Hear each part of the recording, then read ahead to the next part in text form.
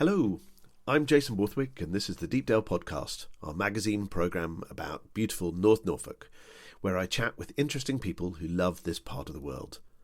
It's March 2026 and this month I have loads of guests, including Gary Pearson, a local photographer, Kate Southerland of Norfolk Oyster Shells, Ruby Goold of Girlguiding Norfolk, Richard Morris, the farm manager of Deepdale Farm, Stephanie Everitt of Joyful, and Debs Davison and Kate Gedge from the Nest Café Deepdale. If you are visiting this beautiful part of the world this spring, then you'd probably know that the wildlife is abundant, the events calendar is filling nicely, we'll be dancing the night away at the Deepdale Barn Dance, and the pop-up shops return to Dalegate Market. You can find a huge What's On list on our website at deepdalecamping.co.uk/events.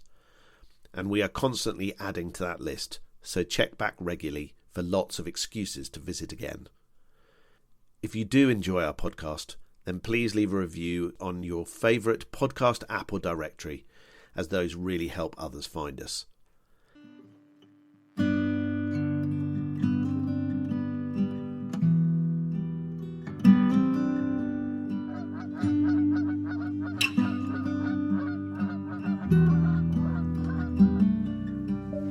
Skies all open wide, geese go high and over. Oh, now you're a beachcomber, fistful of sandfire, sea, lavender, see you next year.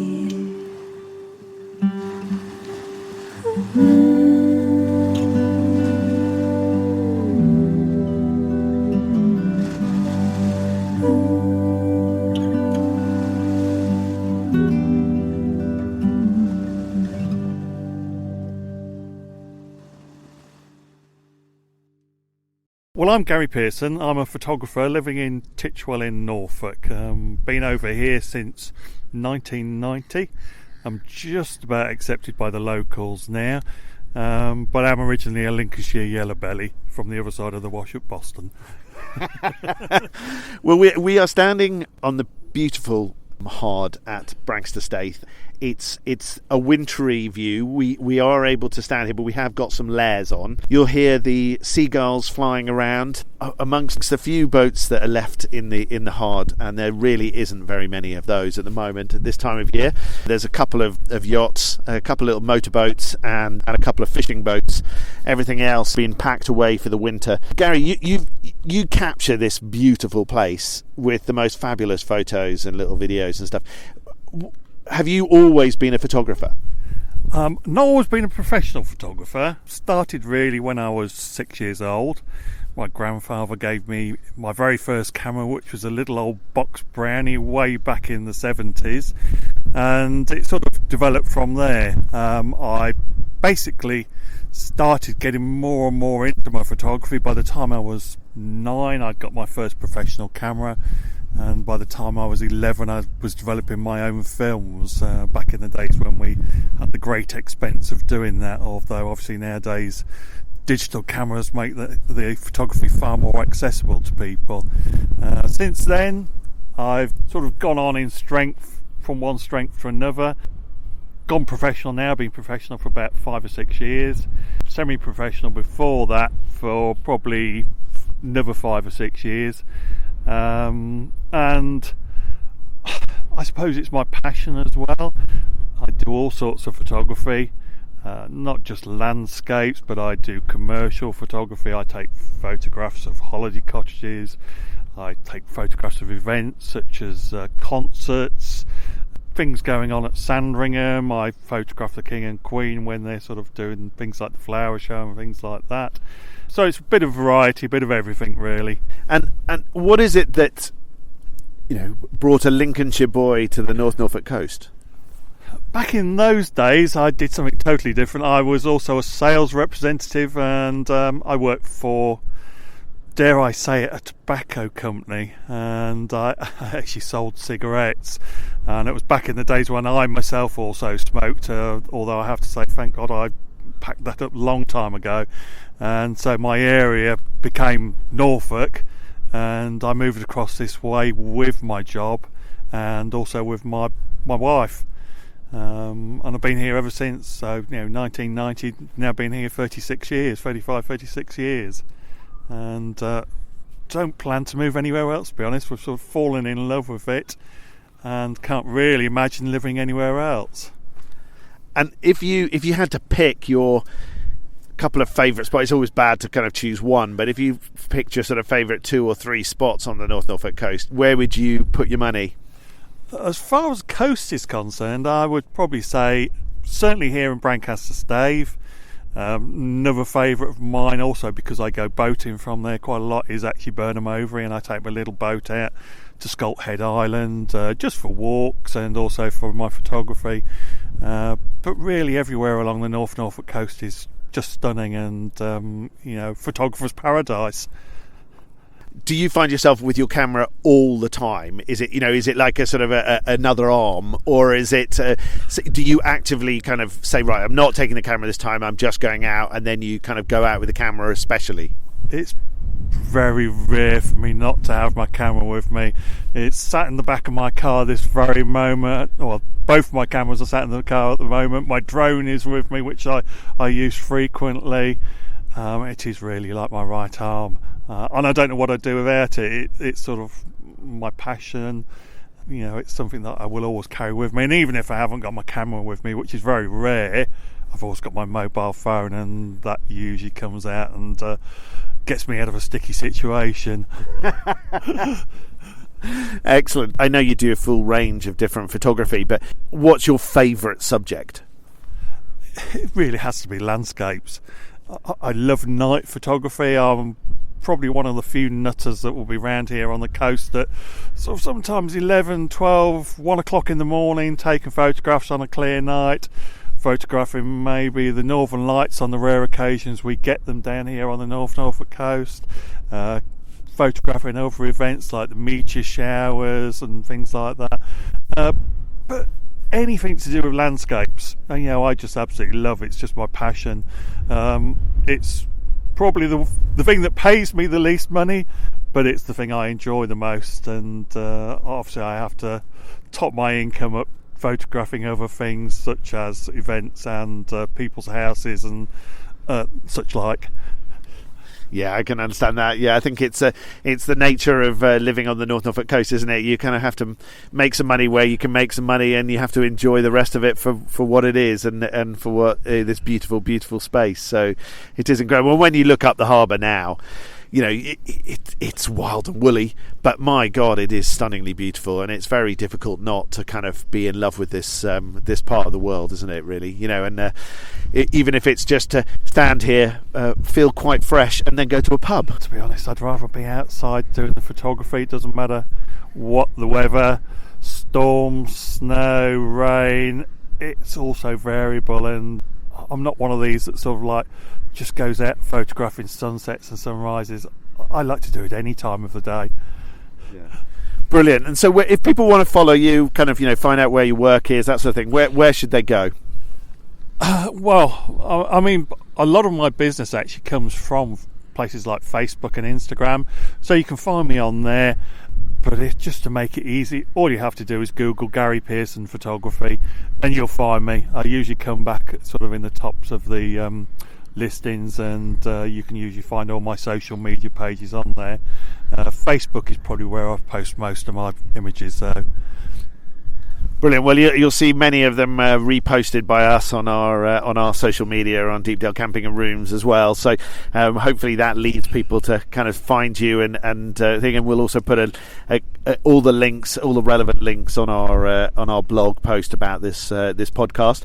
Thank you so much for meeting me on a. At least it's dry. It's cold. Absolutely. It's parky. It's beautiful, but it is at least dry day down here on Brancaster Stave Hard. Thank you so much for joining me.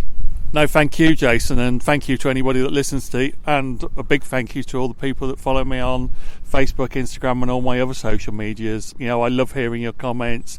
I love sort of the fact that you do take the time to comment and and look at my pictures, and I hope it brings you some joy. Thank you, Gary. That's brilliant, and we'll talk to you again soon. Thank you.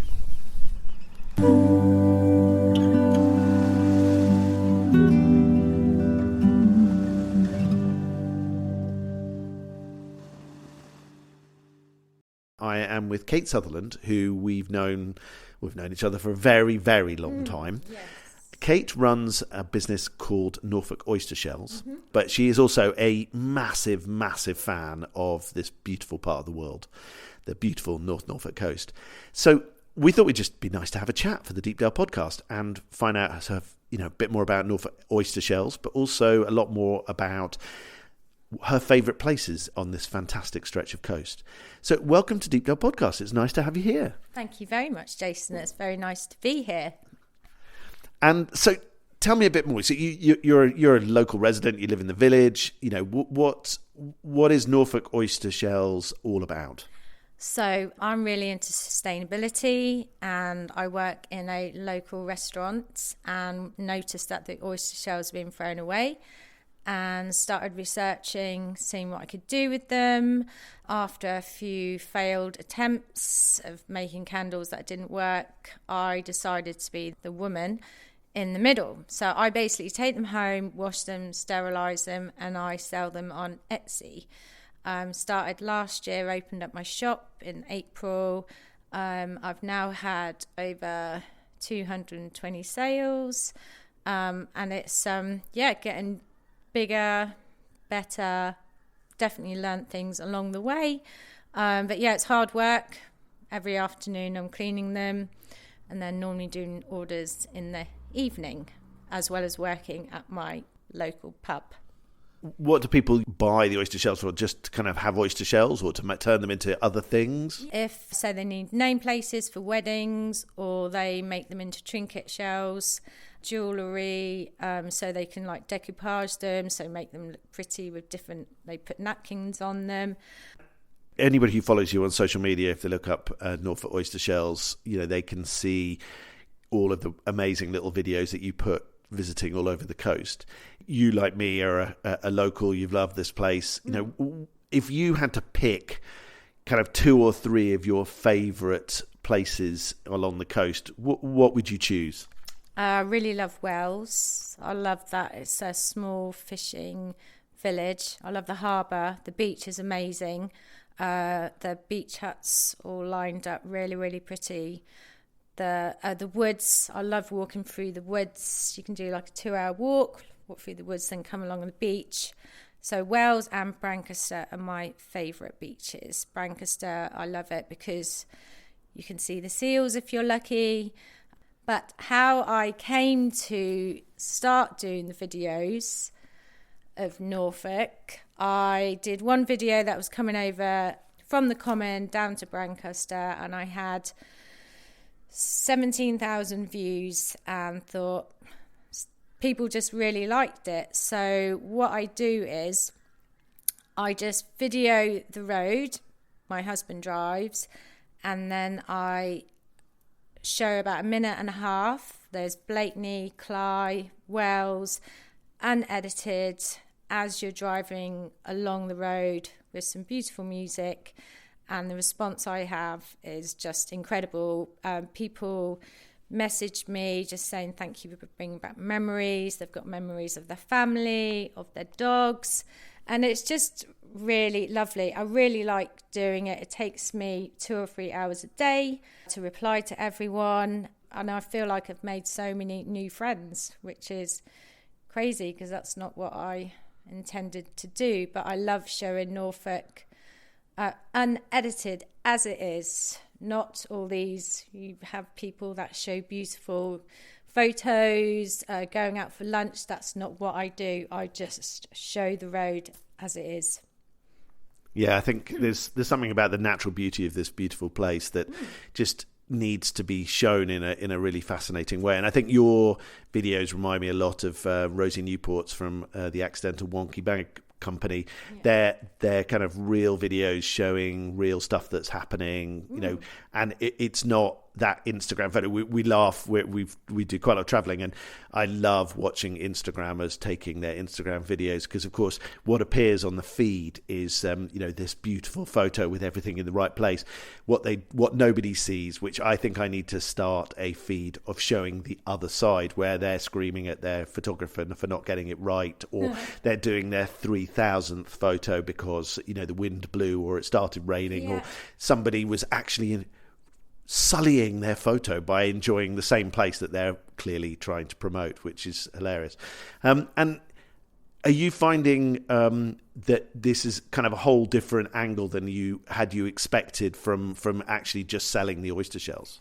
Yeah, it's definitely taken over. Nobody wants to see oyster shells, but a lot of people want to see the Norfolk coast, the North Norfolk coast. So I don't really know where I'm going to take this. I mean, my oyster shells I'll still sell through my Etsy shop, but the Norfolk coastal journeys is definitely going in a different direction. I've gone from 450 followers to 4,300 followers in 2 months. It's just gone, and I had 1 million views last month. So the idea is to eventually try and make some money through that.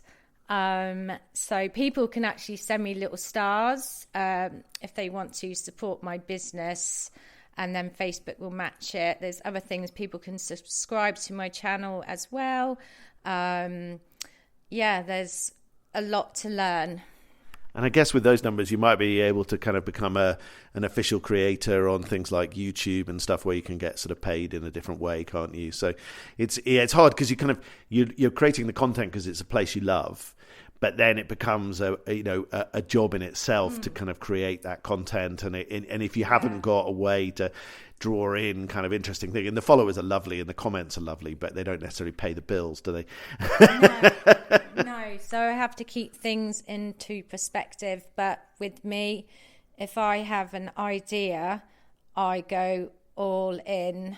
So I just have to really remember, because anything that I do, I go all in, and it takes over, not consumes me, but I just need to remember, what is the goal? Where am I going with this? What do I want? Eventually, I would love to be a content creator. So I'm Norfolk Oyster Shells on Instagram and Facebook and TikTok. You'll be able to see all my videos there. And on my Facebook page, I have all of my videos of my coastal journeys, so you can see all of them. Come and join the community. So we've got a little album which is going to be filled with people's photos from the Norfolk coast, so showing the coast from their eyes. So I'm building a community, so people can send in photos, so for other people to see. Just people love the Norfolk coast and just want to see it as it is, in the natural beauty, no editing, just as it is, really. Fantastic. So basically everything sits on sort of Instagram and TikTok and Facebook, and it's down as Norfolk Oyster Shells. So if they search for that, they'll find it, or Kate Southerland, and away they go. Well, that is brilliant. We'll put links to all of your stuff on our blog about we will watch your journey with interest, literally the journey, but how that develops and where it goes. And it's the videos are fab, and we'll keep reposting them. And so thank you for posting them. Thank you very much for reposting them too. And it's lovely to be part of the community and sharing Norfolk coastal journeys. So thank you very much, Jason. Thanks, Kate. Thanks for coming on, and we'll talk to you again soon.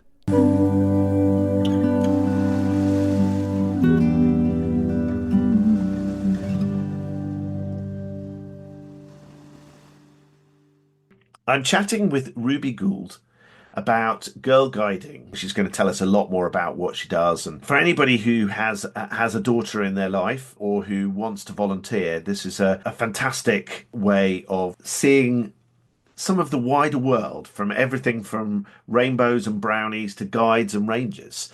And I'm sure Ruby will tell us an awful lot more about it. Welcome to Deepdale Podcast. Hi there, thank you. So tell me, what exactly is your role?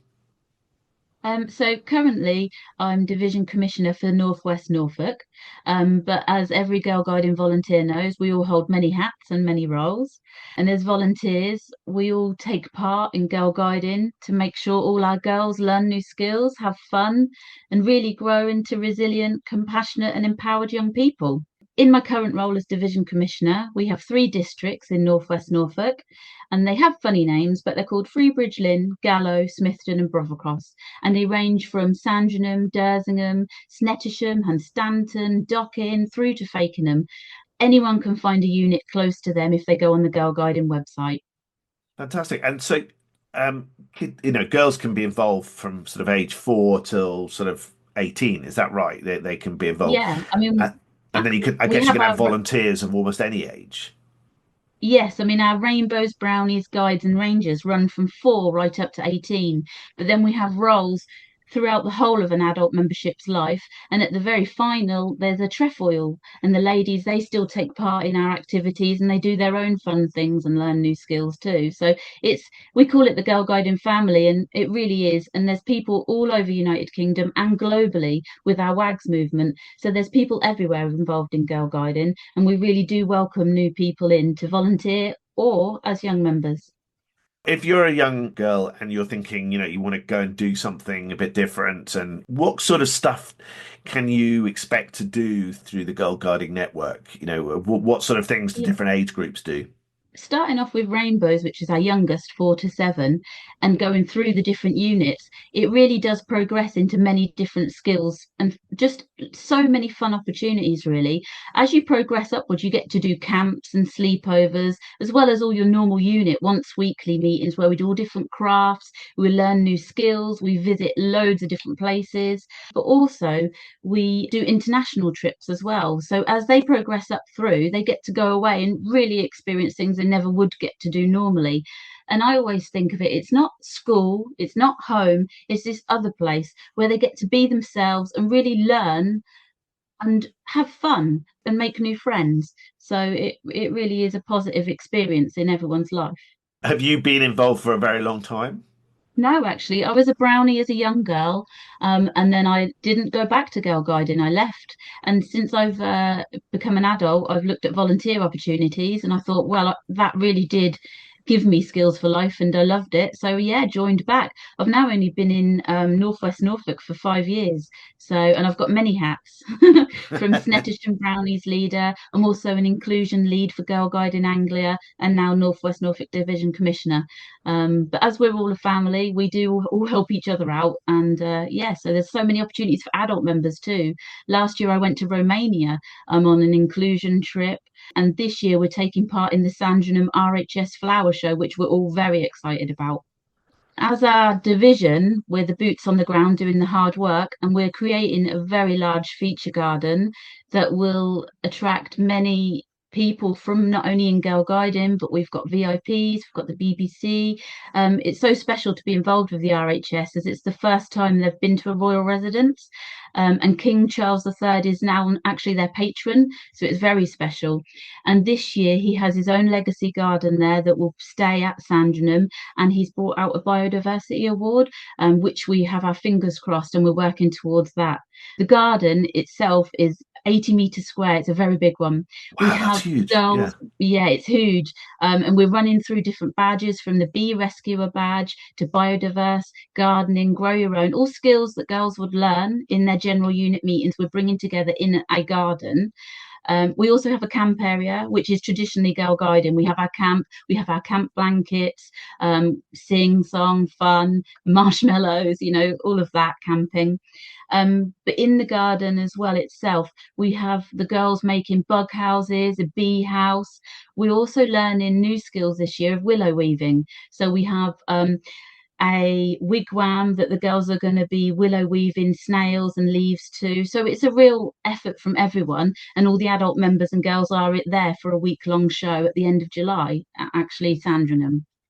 Everyone is welcome, everyone's involved, and it is inclusive. And the girls, what they learn and the amount of fun that they have, it is amazing to watch. And I think that's probably why us adult volunteers do it.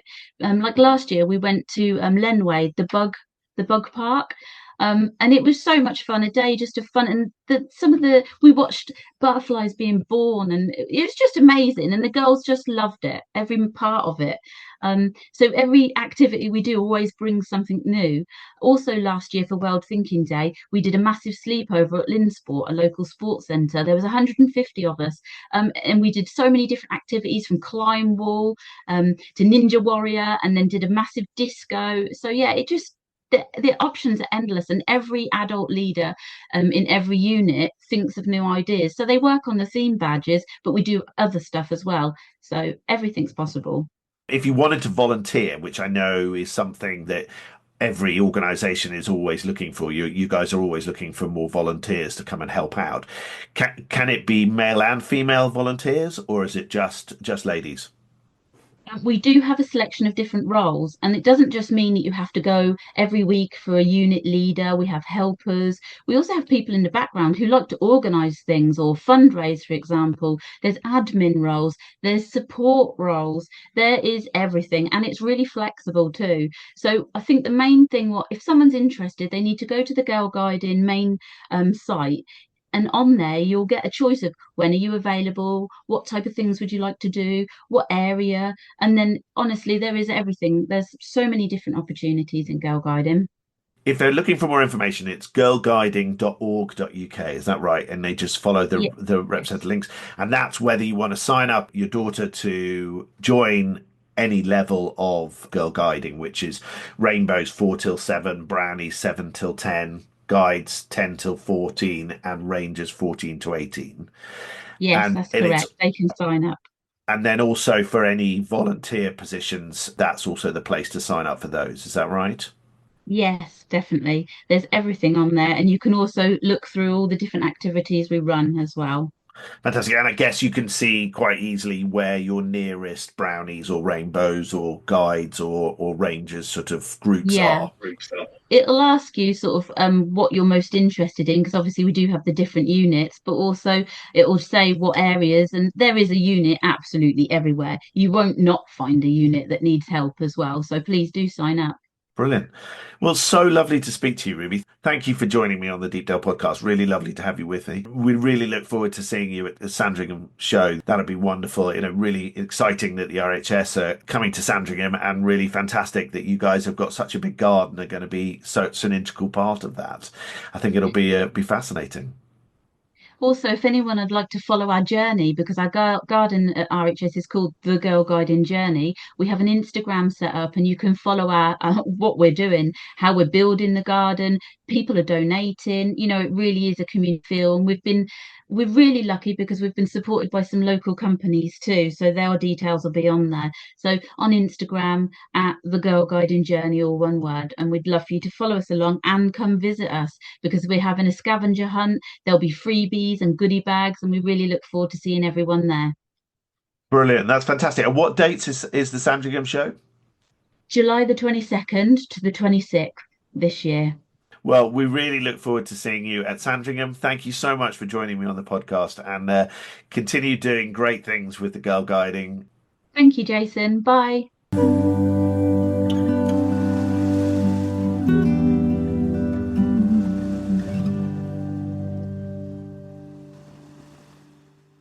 Richard Morris. I'm probably a dinosaur, really, but yeah, been farming all my life, and I've worked in a couple of other industries mainly for my own interest rather than necessity.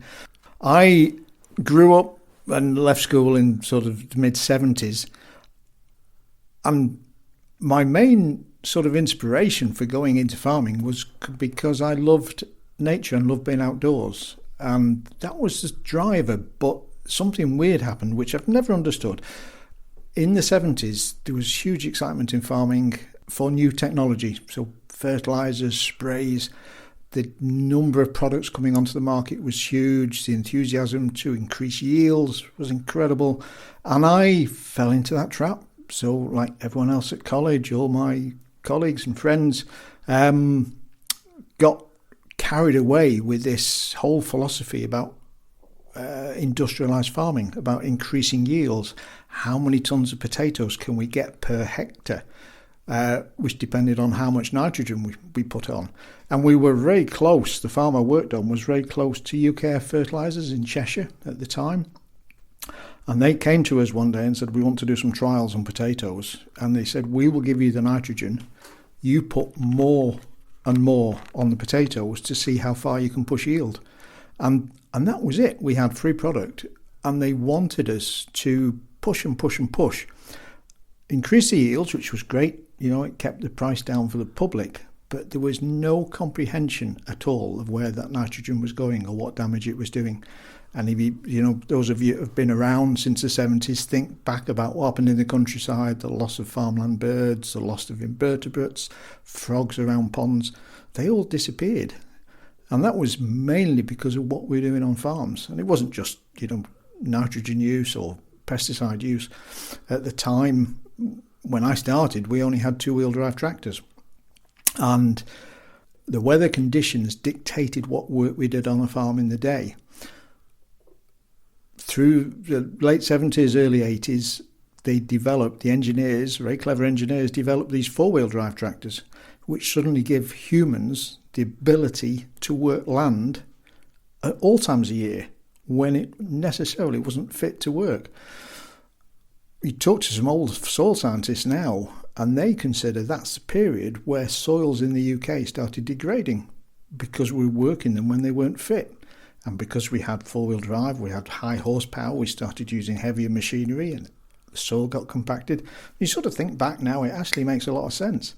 And sort of the movement now that, you know, some people say it's a trend or it's just fashionable, but this whole idea of regenerative farming is about going, not necessarily going back, but looking at those old principles and working with them so that the whole environment improves and that the soil condition improves and that the quality and taste and vitality of food improves. So, you know, in my lifetime, I've seen this huge change. And going back to my own story, you know, I worked away on those conventional farms till about the mid-20s. I joined the National Trust in 2007, and embarrassingly for the trust, the farm it was managing was hugely degraded in a really poor condition.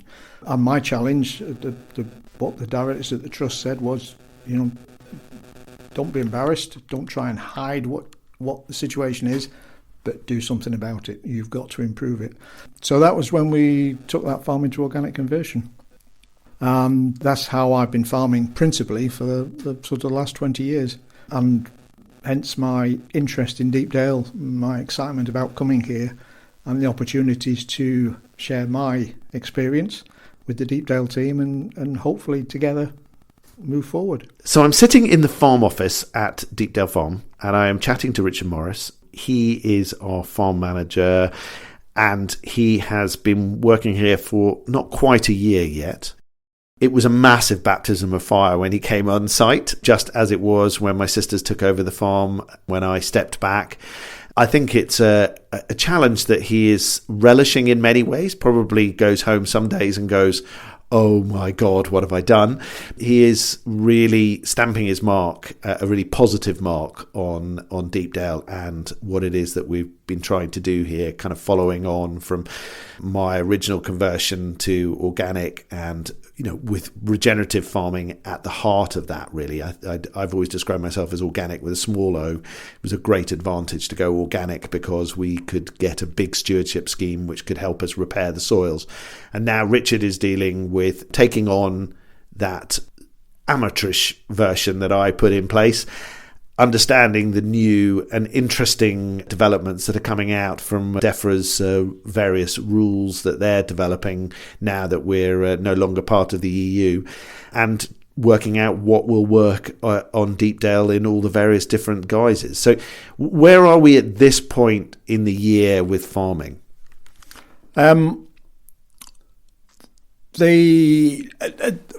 There's two answers really to that. To sort of the bit of the backstory is, and don't do yourself an injustice. You took good advice and did the right things at the time 5 years ago when you went through that huge change and started moving the farm forward. Now, through that countryside stewardship scheme that you went into in the organic conversion, you immediately stopped the degradation of the soils and started improving them. That's one of my challenges now, is to take that good work and continue that story to keep things moving in that direction.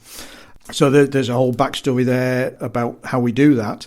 The other side, the other answer really, is what we're doing actually physically on the farm at the moment. It's springtime. It's been raining non-stop for the whole of February. So it's really, and I've sat in this office maybe the last 2 weeks and got really frustrated that I want to be out on the fields doing things. But we don't want to be out there when it's so wet that the ground's saturated. So we have to wait. We have to be patient. But we should be sowing our spring cereals. The start of that process is ploughing over our fertility builders, getting them buried, and then moving forward, working the ground, getting some good seed beds, getting the oats sown. And then once they're in the ground, then I start thinking about the other jobs that we have to do around the farm in the springtime. Some of the conservation areas need work. Our OP2, for example, which is the winter bird seed mix, which is a mix we put in every 2 years, grows high quality seed of a huge variety, so it suits lots of different types of birds. It gives them an interesting diet, and it supports them through the winter months. That you have to resow every 2 years to keep to a reasonable standard. So that's one of the things we've got to do this year.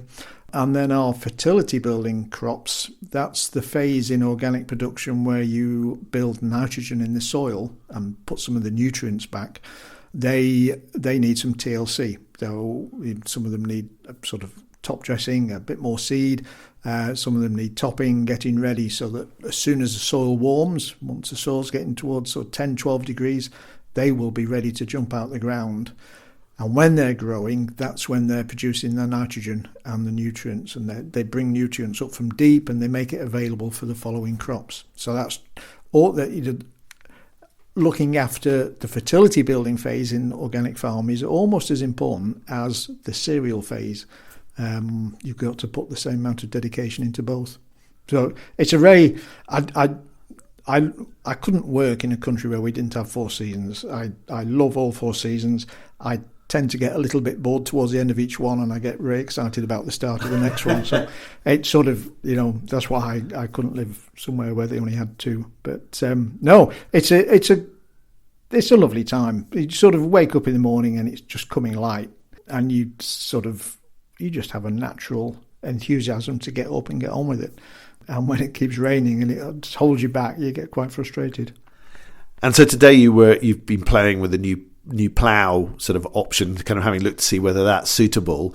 I wasn't sure when we were sort of first putting all the sort of the beetle banks in and the all the sort of set aside stuff, whether we would be going back to the plough. But it's clearly a very important part of the farming process, and this is a special one. Then it doesn't dig as deep, is that right? And it allows us to turn over the soil, but without kind of really ripping into the hopefully the growing sort of wee beasties and everything else sort of lower down. Is that a layman's way of putting it?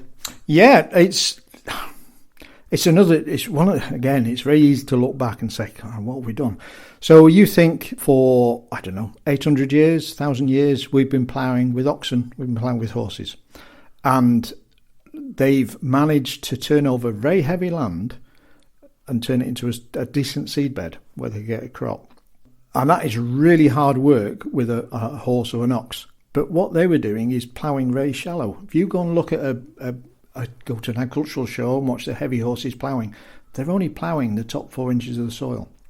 So going back to what I said before about the high horsepower, the 4-wheel drive tractors, that's allowed farmers to use bigger and bigger machines, heavier machines, and to get a plough to work for width and to use up that horsepower, they've gone deeper. So that if you think of an A4 piece of paper, what they've been able to do is get that A4 piece of paper and completely invert it with a modern plough. So what that does, it takes the top 4 inches of soil, which is where your aerobic bacteria and vertebrates and things live. Below that, you've got sort of 5 or 6 inches of anaerobic layer where bacteria, non-oxygen needing bacteria live. And then with those ploughs, you completely turn them on their heads. So you bury the aerobic and they've got no oxygen, so they can't live. And you expose all the anaerobic to the oxygen, so they can't live. So we have been using these ploughs, thinking we're brilliant, thinking we're really clever, and actually degrading the soil, taking the life out of the soil. The other big disadvantage of a modern plough is it exposes all the organic matter in the soil. In that top 10, 12 inches of soil, it exposes it to oxygen and it oxidates and it disappears. Now, organic matter is simply the most important thing that's in the soil for whatever reason. It should be locked in, so it locks in a lot of carbon, which is great for humans, and it also forms the sort of the basis around everything that lives in the soil. Needs all that organic matter for food source, for its activity, whatever it's doing. So our main aim is to stop ploughing deep and start ploughing only in that organic oxygenated layer, so that we're ploughing shallow. That way we're leaving everything where it should be. We're reducing the amount of organic matter that's exposed to oxidation, so the organic matter improves, the soil biology improves, and simply as well, if you plough 10 inches deep, that's a huge weight of soil to turn over compared to just turning over 4 inches. So the power requirement is a lot less. So you can work with a wider machine, you can work a lot faster using less horsepower, so you're saving diesel. So whichever, whether you look at economically or from a carbon point of view, huge improvements all around. Now there are technologies out there now. There's no-till farming, there's min-till farming where they do minimum till, but they all rely on glyphosate to control the weeds. That's a sort of a potent spray that's applied that controls weeds. We're organic, we don't have that. So we have to use more cultural methods, which is why the plough is very important to us. And that's it. So we've got to plough, but we want to plough in a way that's friendly to the soil and to nature. So in terms of this year, what crops are going to be grown on Deepdale Farm? We're now falling into rotation, what we in the organic farming call a 5-year rotation. So we start with a fertility builder, so that's 2 years of grasses and legumes. And as I mentioned before, their job is to build nutrient in the soil, build nitrogen, and draw up those phosphates and potashes, mineralise those out of the soil so they're ready for the following crop. So we've 2 years of fertility builder, and then we have a 3-year cereal rotation, which is spring wheat, rye, winter rye, and spring oats. So the wheat, we'd always follow the fertility builder first. Wheat it's probably the most popular cereal across the globe. Huge demand, huge market for it. But we want to focus on quality wheat, so a high protein that goes for baking and carries all those nutrients with it. Wheat's also wheat is like your Formula One car. If you give it an analogy, if it doesn't have the nitrogen, it won't grow. If it doesn't have those nutrients supporting it, it won't grow. If it doesn't have water, it falls over. It's got to have a massive support system behind it to be able to function. So that's why we grow the wheat first in the rotation. The rye follows quite nicely as a winter crop. That means we sow it in the autumn, and it is happier with a lower level of nitrogen in the soil, but it will give us a sort of good, strong, valuable crop. The beauty of rye is it grows very quick. It's very aggressive, probably another word. So it dominates the weeds. So we come out of a grass phase, the fertility building phase, as quite a clean soil. By the time we've grown the wheat doesn't compete very well with weeds. So the weeds sort of come along underneath, and once the wheat gets harvested off the top, the weeds are there. And even though we're ploughing it, they still come back quite quickly. But the rye will give us that sort of boost, that aggressive boost, and it helps to suppress the weeds. And then we follow that with oats. Now, the beauty of oats is that they're quite robust. So they're very good at scavenging whatever's left in the soil. So in third place in the rotation, it's a long way away from the fertility building phase, but they can work and they find that nutrient that they need to grow. And my personal favourite cereal, in that I just love eating porridge. So there's the real good output. And oats are hugely valuable nutritionally in our diet. So they fit quite nicely third place in the rotation, but equally important. And is there anything sort of other sort of unusual crops that we're sort of slotting in at various points, or are we tending to stick to just those three crops? At the moment, at this stage in our conversion, so we're sort of year 6 in the organic conversion, we are still finding our way. So it's a really interesting, the next 5 years is an interesting phase in that over the last 5 years, we've not added any extra fertiliser. So no nitrogen, no phosphate, no potash. So we're finding now that our indexes, that's the levels of available nutrient in the field, is dropped off to its lowest level.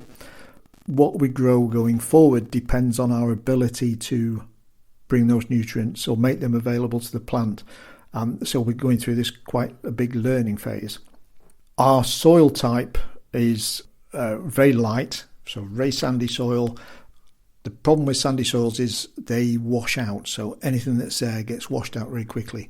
So things like peas and beans, legumes that would normally fit well as a third or even fourth place in a rotation because they bring their own nitrogen with them, they just won't grow on this soil. We'll struggle I think we'd always struggle, and it's been a challenge in the past. There are some potentially really interesting crops going forward, things that are coming back more into fashion, is again gaining popularity. There are things like camellia seeds, again grown for oil. There's some things I wouldn't dare grow. There is quite a good market for quinoa, but also oilseed rape, organic oilseed rape oil. But the problem with all these things is anything that has a small seed, when it goes through combine harvester to be harvested, combines are great things and they're incredibly expensive and they're very well engineered, but they leak crop. So even when we're sort of big seeds like wheat and oats, we lose maybe 10% one way or the other out of the machine.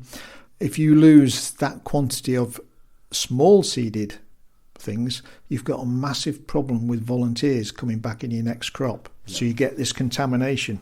I've grown borage on an organic farm once, and the borage was there. It's probably still there 10 years later. It's a horrific stuff. It just self-sets itself. So no, we from a sort of an economic point of view and from a way of balancing nutrients, we need to look at all sorts of opportunities, but a very cautious approach. One of the interesting markets is lentils. Hugely important to the human diet, becoming quite fashionable again, and there's a growing market, but they're quite easy to grow. They're really hard to harvest. Getting them at the right stage, harvesting them when they're ready is quite difficult, and it often can be quite late, September, early October, which in the UK is getting very late for trying to combine a dry cereal because they just get that moisture out of the air. So some exciting things, but I have to err on the side of cautiousness to make sure we're moving in the right direction. Yeah. Well, thank you. That's really, really interesting. It's fabulous to have a nice farming update from the farm where we're based. Thank you for joining me on the podcast. It's a pleasure, Jason. Thanks very much. And the farm is really quite beautiful. I'm sure it probably was more than 5 years ago, but you sort of look across it now, you see the nature, the wildlife you've got, and the condition of the hedges really good. One of those visible things you can see that demonstrates the health of the farm. If they're big and alive and healthy, it's a great indicator of the general condition of the farm. So no, it's a beautiful place to work, and I'm so far thoroughly enjoying it. Thank you for chatting with me. I'm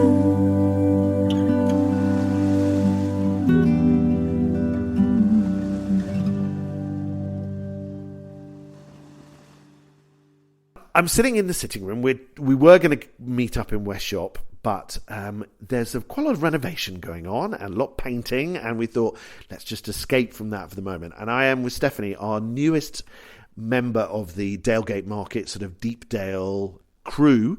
She has taken West Shop, which is the other end of the granary building in Burnham Deepdale, and she is opening what is going to be a wonderfully joyful shop, funnily enough, because of course it's going to be called Joyful. And she's sitting with me here. She's not a natural podcaster, she's told me, so I am going to have a chat with her about what we can expect from this new addition to the site. So welcome to Deepdale Podcast, and welcome to Deepdale, Stephanie. Thank you so much. Thank you for inviting me, Jason. Very excited about what's going on in the next few weeks. So you've been to Deepdale before, haven't you? Because you've been in the pop-up shops in the past. Yep, that's right. Last summer, I did about 5 or 6 weeks in the pop-up shops with my crystals and various bits and pieces. And yeah, it was very successful. It was received very well. And now you're going to be a permanent member of the Dalegate Market Deepdale group. Tell people what they can expect from Joyful. If they walk in, what are they going to see and find? Okay, when you come into Joyful, you are going to see a huge array of beautiful crystals, minerals, rocks and fossils from all around the world. And you will also be seeing some beautiful aromatherapy products for skincare, essential oils, simply for burning. And we will be doing some fused glass, which will be provided by one of the other pop-up shop holders, Jan from Busy Box Room. And we'll be doing some lovely plants as well. Are you a Norfolk lass permanently anyway? I wasn't born and bred in Norfolk, but I have been here since 1983, so I feel like I'm almost local now, yes. Yeah. Incidentally, you may not know this, when I first came to Norfolk in 1983, I actually hired a West Cottage from your parents, so I lived on Deepdale Farm when I first came here. Oh, well, there you go. You sort of know Burnham Deepdale well, and you're kind of, you live locally, so you kind of, you know the area really well. I think my father was once told by a fisherman that if he hadn't sold mussels to the Romans, he wasn't a local. So that makes most of the people who live here not locals. Are you planning on being open sort of every day? Is that the general plan? Yes, that is the general plan, that we'll be open 7 days a week, perhaps in the winter months, perhaps January next year we may cut down to 4 or 5 days a week. That's brilliant. Well, I really hope you're very happy as our newest addition to the site, and it's lovely to have you with us. Thank you so much.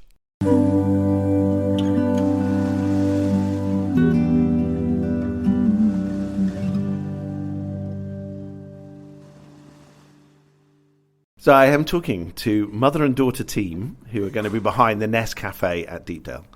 And I have Debs and Kate with me, and I want them to say hello and tell me a little bit about what's happening with the cafe.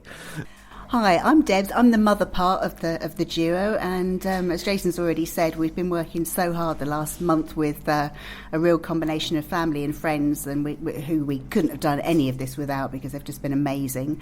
So the refurb is going really well. As Jason's already said, loads of painting gone on, deep cleaning of everything. Yeah, just putting our own stamp on it and making it somewhere that's going to be really welcoming for people to come to, hopefully.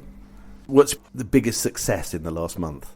I would say completely transforming what's in our heads on our kind of vision board and our ideas for the place, and actually seeing it come to life. And there's lots of definitions of cafe, not necessarily definitions, but lots of versions of cafe when you go into a town or on the North Norfolk coast. What can people expect from a visit to the Nest? I think the one thing that we want to achieve is, Katie and I have always loved cooking and being in a position to serve people, to feed people. So for us, I think it's wanting it to be almost an extension of what we do at home for family and friends, and for it to be somewhere that's affordable as well.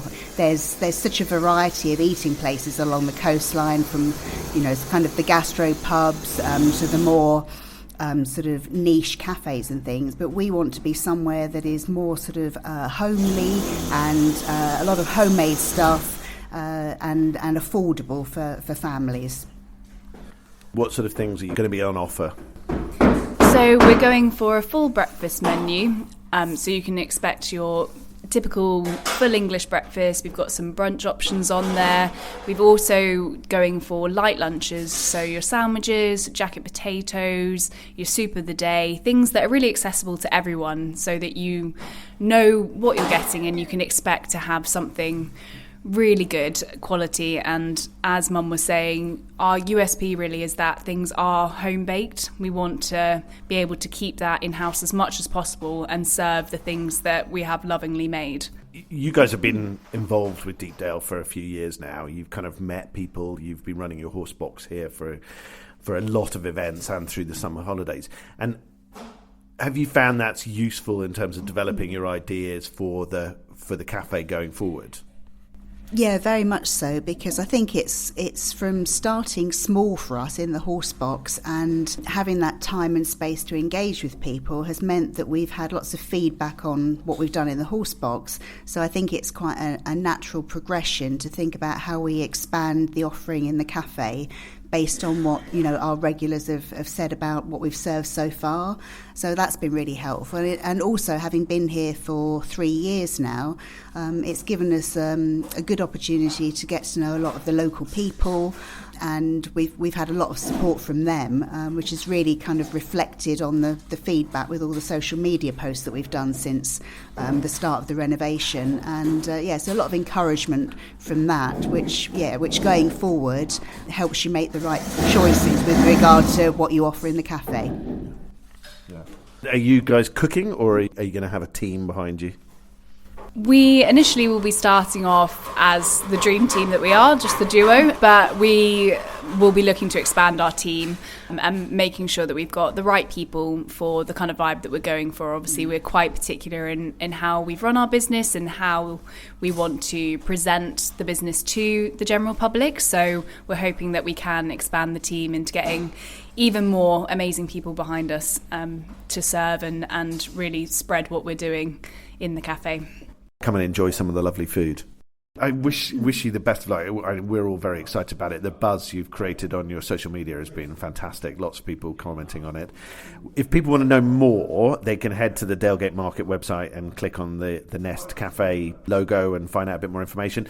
Instagram, if they want to follow your developments, what's the Instagram address? It's the Nest Café _Deepdale, and we've been posting all of the journey updates on there and all of the exciting things that we've been doing. So definitely the best place to get your information.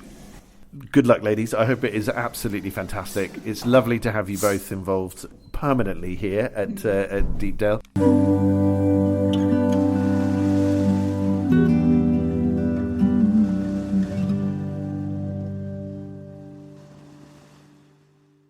Thank you for listening to this episode of the Deepdale Podcast. We enjoy putting this together and always love to hear your comments and suggestions.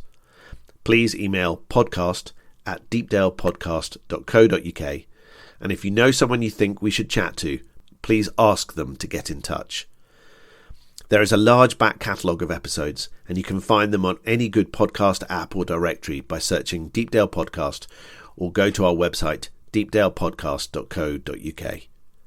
And do leave a review for us on your favourite podcast app or directory, as those really help others find us. Have a great start to spring, and we'll be back again soon.